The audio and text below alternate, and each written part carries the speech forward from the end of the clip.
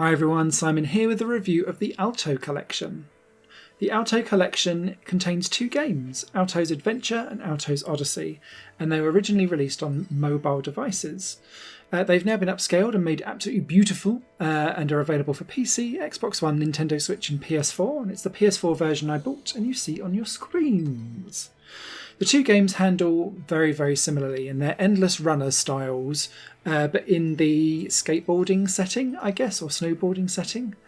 Alto's Adventure takes place entirely in ice and snow, whereas Alto's Odyssey takes place in the desert.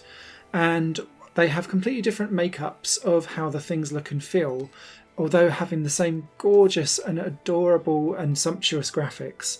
I tell you what, if lighting effects could sell a game, essentially the Alto Collection is the definition of lighting effects making something look good.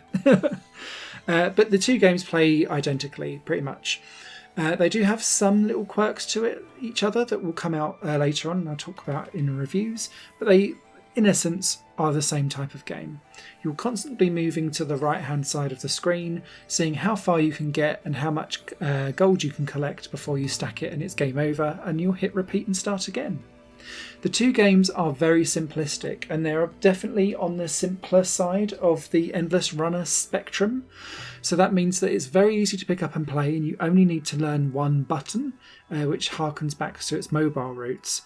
On the flip side of that though, and I'll speak more about it later, it will get repetitive quickly and that will very much define whether or not you actually want to enjoy this game or not for the long term. Alto's Adventure has you playing as Alto and you'll be sliding up and down in icy mountains and forests. There'll be a full day and night cycle, but you'll need to gather enough speed to get across objects and chasms, or chasms, depending on where you are and where you pronounce it. And the way how you do that is to gather up speed by doing tricks.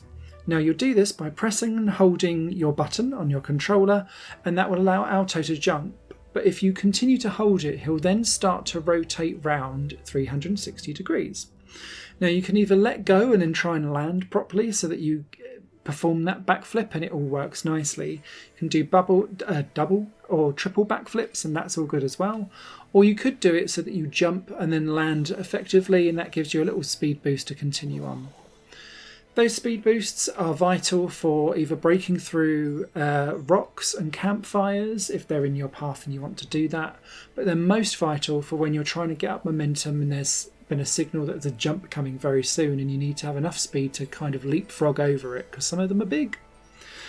As you continue to go along, you'll start to find that grinding becomes the huge kind of combo chain here for all of the jumps that you're doing. And you can do that across buildings or in flags in the Alto's Adventure game. And you'll kind of be comboing it all together so that you're constantly being boosted, because once you get across some chasms, you'll also be chased by elders. And elders, when they catch you, will bonk you on the head and knock you off your snowboard. And again, it's game over. And you need to chain those moves together to make sure that you stay ahead of the elder and escape them. For Alto's Odyssey, things change slightly more into being a much more parkour and dynamic game by losing the elders, but instead bringing in the ability to wall grind.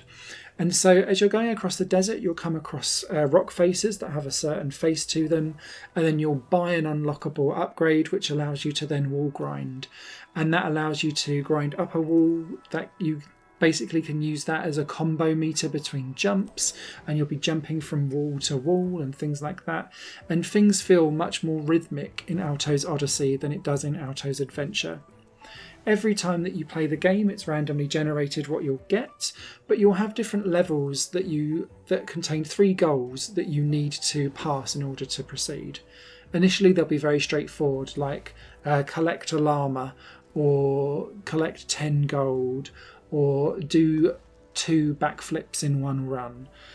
As you progress up the levels, it will expect you to do more and more and more, and after every 10th level, after every 10 levels, you will unlock a new character, and they'll have slightly different abilities compared to what Alto has. Alto is very much the middle ground. You'll then have ones that are faster but turn slower. You'll have ones that are slower but turn faster. You'll have ones that build up much more faster boost momentum. So you can do some really amazing tricks, but they're very much more difficult to handle. And you'll slowly progress through the game, unlocking those as you go. They do change up how the game plays slightly, but not necessarily enough for you to be like, oh, it now feels like a really different game, and this was all worth it. And that kind of comes back to my overall thought of Alto Collection and the Alto games as a whole. They are the definition of repetitive but mindless gameplay. They are perfect for a palate cleanser for 10 minutes before you move on to something else. I find them transfixingly relaxing because there is always a day and night cycle going on, as well as a weather cycle. And sometimes just watching Alto and his friends boarding it down massive mountains and jumping up like a silhouette into the sky as the sunset happens over a beautiful backdrop in the desert. Some of the stuff is just gorgeous and oozing all of this character. I just wish that there was slightly more to the gameplay to make me want to stay longer than the 10 minutes that I do, and then I leave and then I come back. What I will say though is that it absolutely has had me coming back, and I've played it in the mornings and in the evenings. I couldn't sleep the other night because it was absolutely teeming it down with rain. There was a big storm, so I was just enjoying that at 3 a.m. in the morning, and it was perfect. So if you're looking for a mindless palate cleanser, whilst I'm sure that this game is absolutely perfectly suited to mobile, I think it looks gorgeous in the big screen and evokes that kind of journey vibe in terms of graphical prowess, beautiful lighting effects, just with very simple one button gameplay mechanics. I hope that was informative. You guys all take care, and if you're not interested in the game, just pour and ooze over the beautiful lighting effects, which effectively sold the game to me. You guys take care. Catch you soon. Bye.